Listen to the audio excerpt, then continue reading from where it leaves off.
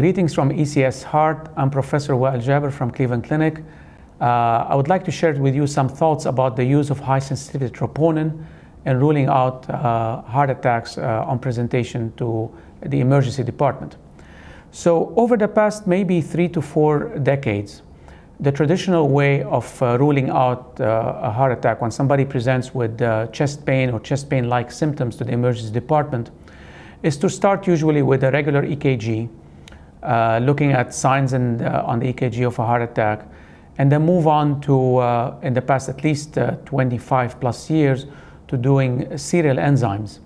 And if those enzymes are negative, then the patients usually go next for a stress test to make sure they don't have ischemia. If the enzymes are positive, we usually traditionally shift them towards a cardiac catheterization lab, either acutely if the EKG is consistent with an acute heart attack, or subacutely if the enzymes are positive but they're clinically stable. However, over the past maybe 5 years, there's been a paradigm shift in the way we approach these heart attacks or these patients presenting with chest pain. So if you have a patient today presenting with chest pain or chest pain-like symptoms, meaning new onset shortness of breath, atypical chest pain, chest discomfort, patients presented with usually with various descriptions for these presentations, the role of the EKG is still there. These patients still will require on presentation an initial physical exam and assessment, moving on to an EKG.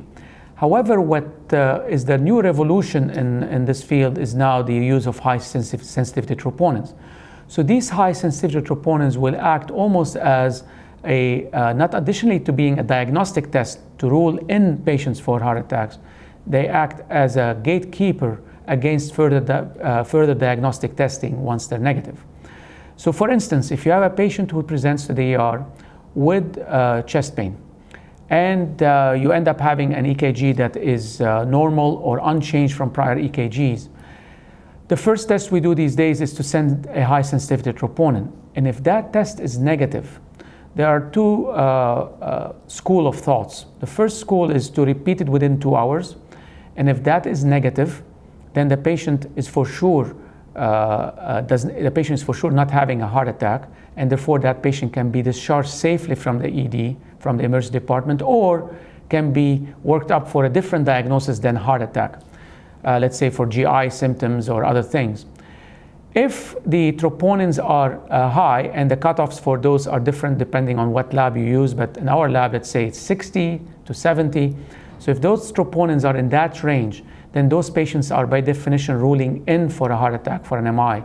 And those patients are treated now as an acute coronary syndrome, and therefore, or non-ST elevation MI, and therefore they manage accordingly and they go towards a cardiac cath, unless there is a contraindication.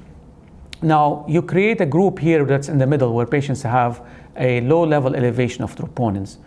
The low level elevation of troponins, these patients usually in the current era will still have a role for stress testing in this population, because these patients have not ruled out, so they still have some suspicion of a heart problem, and they have not ruled in. That means we have not confirmed the presence of a heart attack.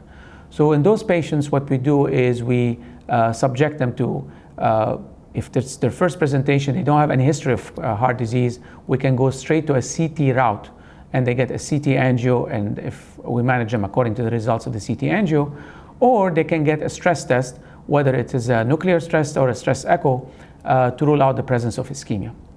The most important aspect of this whole discussion is the patients who rule out, the patients who have negative enzymes. Those patients have an excellent prognosis both at 24 hours, 48 hours, 30 days, and even up to 1 year.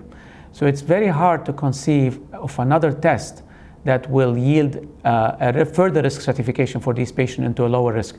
So the event rate in patients who have negative troponins on presentation, high-sensitivity troponin to the emergency department at 30 days and 1 year is extremely low, in the range of less than 1%. So it's very difficult to justify any further testing on these patients unless there are new symptoms, new changes in clinical status. So therefore, for right now, the management of these patients in the emergency department, I think these tests, the enzyme tests, the high-sensitivity troponins, have changed completely the way we manage these patients, where now most of the patients come to the ER, get a negative troponin, they get discharged right away. They don't have to come into the hospital. They don't need any further workup. They can always be seen as outpatients and be managed, and therefore unclutter the ER and allow us to see the patients who will need the ER or the services more. Thank you.